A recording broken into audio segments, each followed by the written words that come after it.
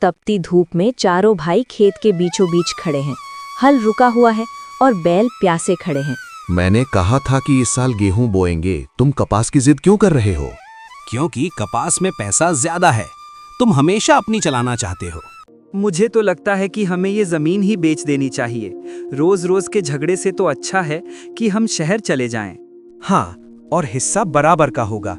मैं किसी की गुलामी नहीं करूंगा।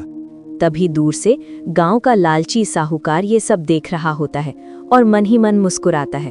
साहूकार रामू किसान के बेटों के पास आता है और सहानुभूति दिखाने का नाटक करता है। अरे बेटों, क्यों आपस में लड़ रहे हो? तुम्हारे पिता तो बीमार हैं, उन्हें इस हालत में देखकर दुख होता है। अगर तुम्हें पैसों की जरूरत है तो ये जमीन मुझे गिरवी रख दो। नहीं साहूकार जी, ये हमारे पुरखों की जमीन है। अरे, तुम चारों अलग हो जाओगे तो अपनी अपनी मर्जी के मालिक होगे। इस बुढ़ापे में रामू को क्या पता चलेगा? घर के अंदर रामू सब सुन चुका है। वो कमजोर आवाज में सबको बुलाता है। मेरे पास आओ। मैंने सुना तुम जमीन बेचने की बात कर रहे हो। ठीक है, पर उससे पहले मेरी एक आखिरी इच्छा पूरी करो। क्या इच्छा है पिताजी? पिछवाड़े वाले कमरे में लकड़ियों के 4 अलग-अलग ढेर रखे हैं। हर कोई अपना अपना ढेर लेकर आए।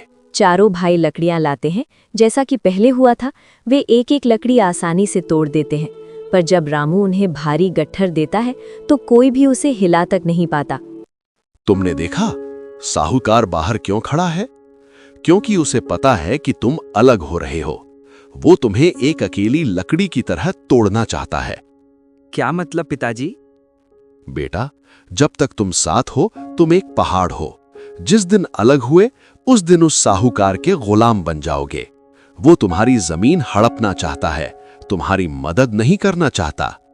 भाइयों की आंखें खुल जाती हैं। वे बाहर जाते हैं जहां साहूकार कागज लेकर इंतजार कर रहा था। तो क्या सोचा? कागज पर अंगूठा लगाओ और पैसे लो। साहूकार जी, अपनी ये कागज और चालाकी अपने पास रखिए। हम भाई अब एक हैं। और हमारी जमीन का एक टुकड़ा भी आपको नहीं मिलेगा। माफ करना पिताजी, हमने एकता की ताकत समझने में देर कर दी। 1 साल बाद का समय। खेत हरियाली से भरा है।